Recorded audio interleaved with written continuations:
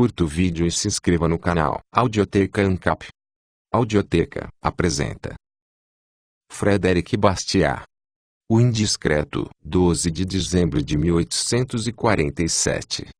Proteção à indústria nacional. Proteção ao trabalho nacional. É preciso ter o espírito bem do contra e o coração muito perverso para gritar contra tão bela coisa. Sim, de fato, se estivéssemos bem convencidos de que a proteção, tal como a decretou a Câmara do Voto Duplo, aumentou o bem-estar de todos os franceses, inclusive o nosso, se pudéssemos pensar que a urna da Câmara do Voto Duplo, mais maravilhosa que a de cana, operou o milagre da multiplicação dos alimentos, das roupas, dos meios de trabalho, de locomoção e de instrução, em uma palavra, de tudo o que compõe a riqueza do país. Aí então haveria em nós inépcia e perversidade se exigíssemos o livre mercado. E por que então, nesse caso, não iríamos querer proteção? Pois bem, senhores, provem-nos que os benefícios que ela dá a uns não são alcançados à custa do sacrifício de outros. Provem-nos que ela fez bem a todo mundo,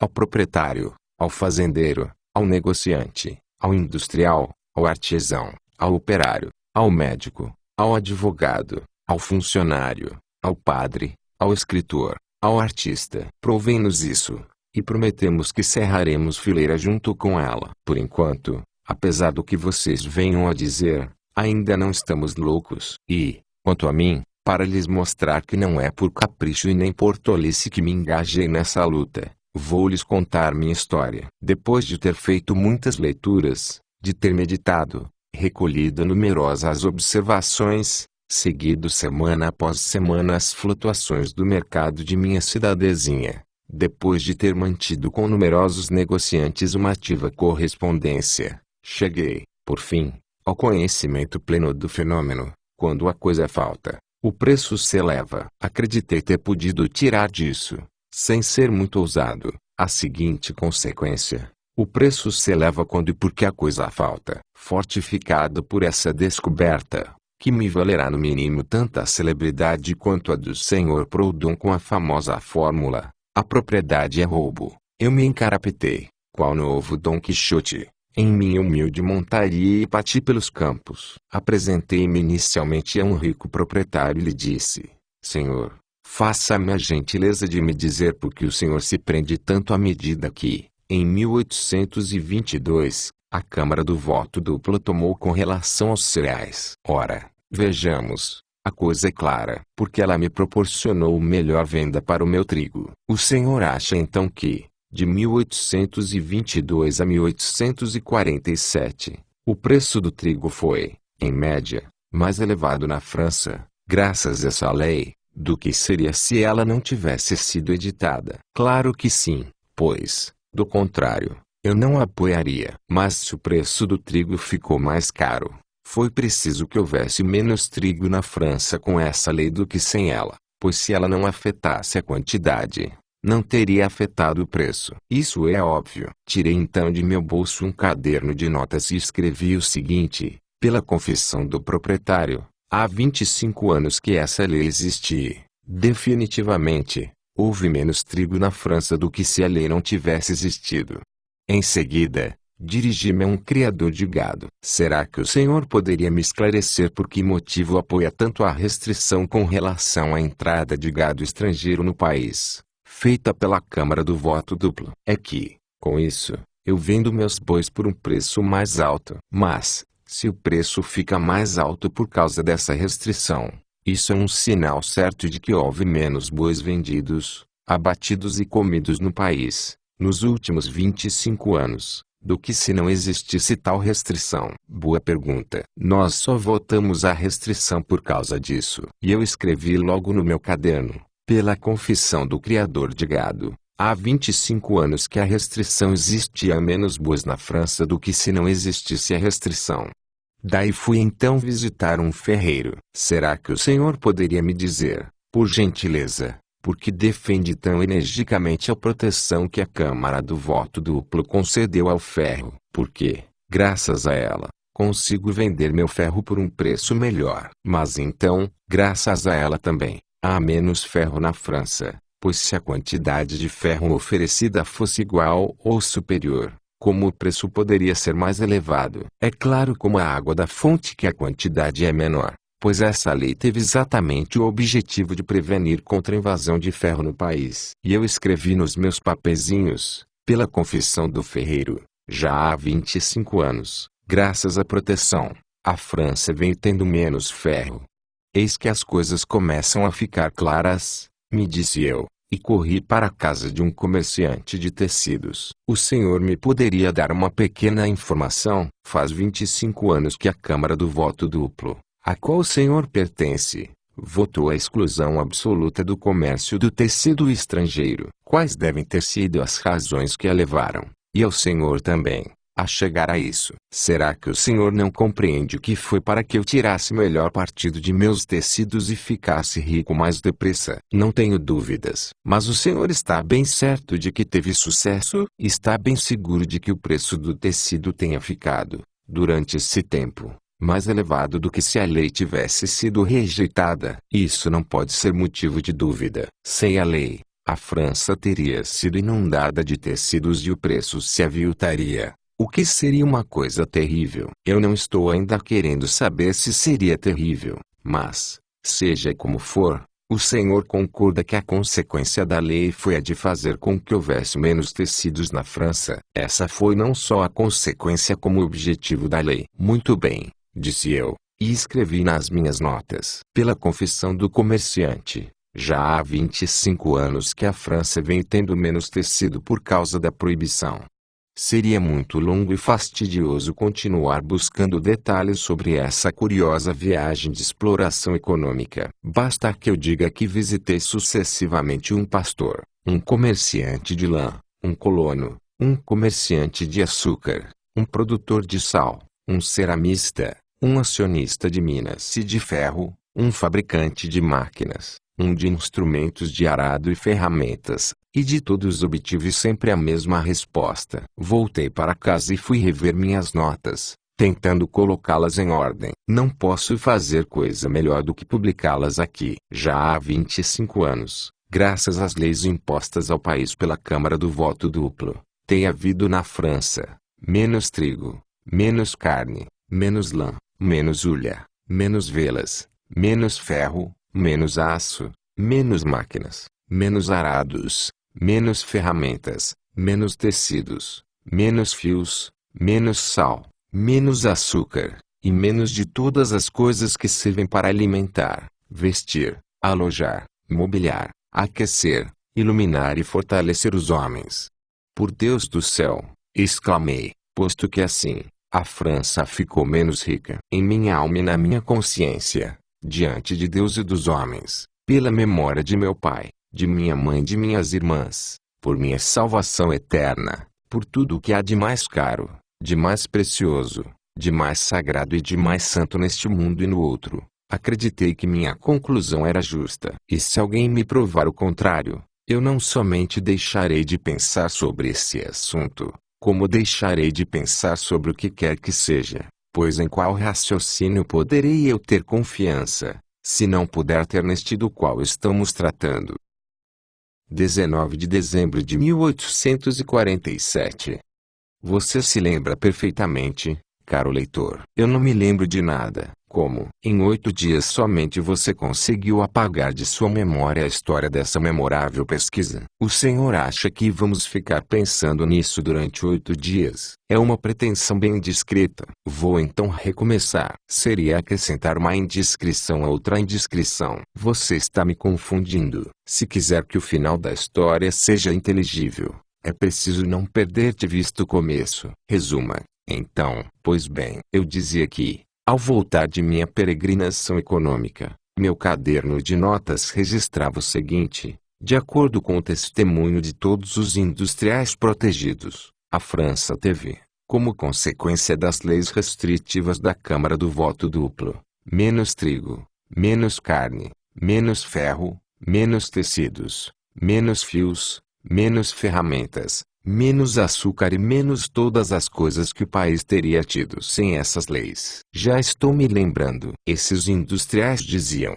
inclusive, que tal fato foi não somente o resultado, mas o objetivo das leis da Câmara do Voto Duplo. Essas leis procuraram encarecer os produtos, tornando-os escassos no comércio. E foi daí que eu deduzi o seguinte dilema: ou elas não escassearam os produtos, e aí não conseguiram encarecê-los, ou os tornaram raros, e a França ficou menos bem nutrida, vestida, mobiliada, aquecida e açucarada. Cheio de fé nesse raciocínio, fiz uma segunda sondagem. Apresentei-me a um rico proprietário e lhe pedi para dar uma olhada no meu caderno de notas, o que ele fez um pouco a contragosto. Quando terminou a leitura, eu lhe disse: o senhor está bem certo de que, com relação ao senhor, as excelentes intenções da Câmara do Voto Duplo alcançaram sucesso? Por que não alcançariam sucesso? Retrucou ele. O senhor não sabe que, quanto melhor eu vendo minha colheita, mais rico fico. Isso é bastante verdadeiro. E o senhor também não compreende que, quanto menos trigo houver no país, mais eu vendo minha colheita. Isso é ainda verdade. Ergo, é esse ergo que me preocupa. E veja bem de onde vêm minhas dúvidas. Se a Câmara do Voto Duplo só houvesse estipulado proteção para o senhor teria enriquecido às custas dos outros. Mas ela quis que esses outros enriquecessem às suas custas, como se pode constatar através de meu caderno de notas. O senhor está bem seguro de que a balança desses ganhos ilícitos esteja pendendo a seu favor? Eu me comprazo em acreditar nisso. A Câmara do Voto Duplo estava recheada de grandes proprietários, que não colocavam o caráter no lugar de seus próprios interesses. Em todo caso, o senhor concorda que, no conjunto dessas medidas restritivas, tudo não é lucro para o senhor e que a sua parte de ganho ilícito está bastante desfalcada pelo ganho ilícito daqueles que lhe vendem ferro, arado, tecido, açúcar, etc. Isso é óbvio. Ademais, eu lhe peço para sopesar atentamente a seguinte ponderação: se a França ficou menos rica, como se pode constatar no meu caderno de notas. Indiscreto caderno. Sim, disse eu, a França ficou menos rica e, consequentemente, seu povo teve de comer menos. Muitos homens que se teriam alimentado de trigo e de carne reduziram-se a viver de batatas e de castanhas. Não seria possível que essa diminuição de consumo e de demanda tenha afetado o preço do trigo no sentido de abaixá-lo, enquanto as leis que os senhores inventaram tentavam afetar esse preço no sentido de aumentá-lo. E tal circunstância, vindo a se juntar ao tributo que o senhor paga aos ferreiros, aos acionistas das minas, aos fabricantes de tecido, etc., não faz virar-se contra o senhor. Em definitivo, o resultado da operação. Veja bem, o senhor está me impondo um interrogatório muito indiscreto. Eu me beneficio da proteção e isso me basta, e suas sutilezas e generalidades não me farão largar a presa. Cabisbaixo, montei no meu cavalo e fui até um fabricante de tecido. Diga-me, senhor, o que pensaria de um arquiteto que, para elevar uma coluna, colocasse na base o que teria de pôr no alto? Eu pediria para ele uma internação no Hospital Bicêtre. E o que pensaria o senhor de um fabricante que, para aumentar seu débito, arruinasse sua freguesia? Eu enviaria para fazer companhia ao arquiteto. Permita-me então pedir-lhe para olhar meu caderno de notas. Ele registra a seu testemunho de muitos outros, e esses testemunhos nos levam à conclusão de que as leis restritivas emanadas da Câmara do Voto Duplo, da qual o senhor fazia parte, tornaram a França menos rica do que ela teria sido sem essas leis. Nunca lhe passou pela cabeça que, se o monopólio lhe entrega o consumo do país, ele arruinará os consumidores, e que, se ele lhe assegurar o mercado nacional, o resultado será, em primeiro lugar, a interdição em alta proporção do mercado estrangeiro e a restrição considerável do mercado interno para o senhor, em virtude do empobrecimento de sua freguesia. Aí está uma das causas da diminuição de meus lucros. Mas o monopólio dos tecidos, por ele só, não pode ter empobrecido minha freguesia ao ponto de minhas perdas ultrapassarem meu lucro. Eu lhe peço para considerar que sua clientela não fica pobre só por causa do monopólio de tecido, mas também, como mostra meu caderninho, pelo monopólio do trigo, da carne, do ferro, do aço, do açúcar, do algodão, etc. Senhor, A sua insistência está se tornando indiscreta. Eu cuido de meus negócios. Que minha freguesia cuide dos dela. É o que eu ia lhe aconselhar. E, pensando que a mesma acolhida me estava reservada junto a cada um dos protegidos que eu viesse a procurar, abandonei a ideia de continuar fazendo minhas visitas. Serei mais feliz, pensei, junto aos não protegidos. Eles não fazem as leis, mas a opinião, pois são incomparavelmente mais numerosos. Irei então ver os negociantes, os banqueiros, os corretores, os seguradores, os professores, os padres, os autores, os impressores, os marceneiros, os carpinteiros, os consertadores de canos, os ferreiros, os pedreiros, os alfaiates, os cabeleireiros, os jardineiros, os moleiros, os modistas, os advogados, os procuradores judiciais e, em particular, essa classe numerosa de homens que só tem no mundo seus próprios braços. Por coincidência, acabei caindo no meio de um grupo de operários. Amigos, lhes disse, eis aqui um precioso caderno de notas. Queiram dar uma olhada. Vejam bem que, segundo o testemunho dos próprios protegidos, a França ficou menos rica por causa das leis da Câmara do voto duplo do que se essas leis não existissem. Um operário. É certo que essa perda recai sobre nós? Não sei, retruquei. É o que temos de examinar. É certo que é preciso que ela recaia sobre alguém. Ora, os protegidos afirmam que ela não os abala. Logo, ela deve recair sobre os não protegidos. Um outro operário. Essa perda é muito grande. Parece-me que ela é enorme para vocês, pois os protegidos, sempre confessando que o efeito dessas leis é diminuir o volume de riquezas, afirmam que, embora o volume seja pequeno, eles ficam com a parte maior, donde se conclui que a perda dos não protegidos deve ser em dobro. O operário, enquanto o senhor estima que seja. Não posso calcular exatamente em quanto, mas posso me servir de números para explicar meu pensamento. Representemos por 1000 a riqueza que existiria na França sem essas leis, e por 500 a parte que caberia aos protegidos. A parte dos não protegidos seria também 500. Já que se reconhece que as leis restritivas diminuíram o total, poderemos representá-lo por 800. E já que os protegidos afirmam que estão mais ricos do que estariam sem essas leis, eles retiram mais de 500. Admitamos 600. Só lhes restam 200, em vez de 500. Donde se conclui que para vocês ganharem 1, tem de perder 3. O operário. Será que esses números são exatos? Não os considero como tal. Desejo somente lhes fazer compreender que se, de um todo menor, os protegidos tomam uma parte maior, os não protegidos carregam todo o peso não somente da diminuição total, mas ainda do excedente que os protegidos se atribuem. O operário, se assim, não aconteceria que a pobreza dos não protegidos se reflita sobre os protegidos? Creio que sim. Estou convencido de que, com o tempo, a perda tende a se repartir por todo o mundo. Tentei explicar isso aos protegidos, mas não consegui. Um outro operário. Embora a proteção não nos seja diretamente concedida, está certo que ela nos chega por tabela. Então é preciso modificar todo o nosso raciocínio, partindo sempre desse aspecto fixo e confessado de que a restrição diminui o total da riqueza nacional. Se, entretanto, a parte de vocês é maior, a dos protegidos é duplamente desfalcada. Nesse caso, por que exigir o direito de sufrágio? Certamente vocês devem deixar que homens tão desinteressados tomem o cuidado de fazer as leis. Um outro operário. O senhor é democrata. Sou da democracia. Se você entender por essa palavra que a cada um deve ser assegurada a propriedade de seu trabalho, e mais, liberdade para todos, igualdade para todos, justiça para todos e paz para todos. E como é possível que os líderes do Partido Democrático estejam contra o senhor? Não sei disso.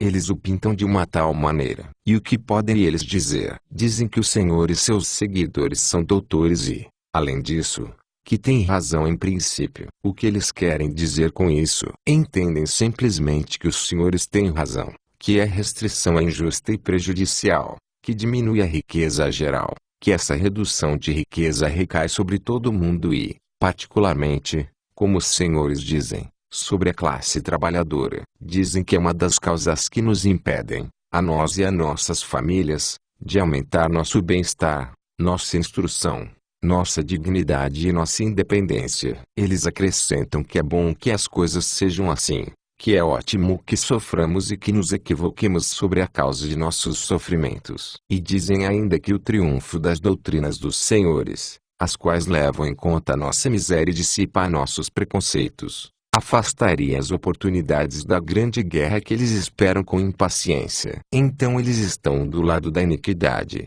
do erro e do sofrimento, os ingredientes necessários para se chegar à grande guerra. Eles têm, a respeito desse assunto, posições admiráveis. Nesse caso, eu não passo aqui de um indiscreto, e me retiro.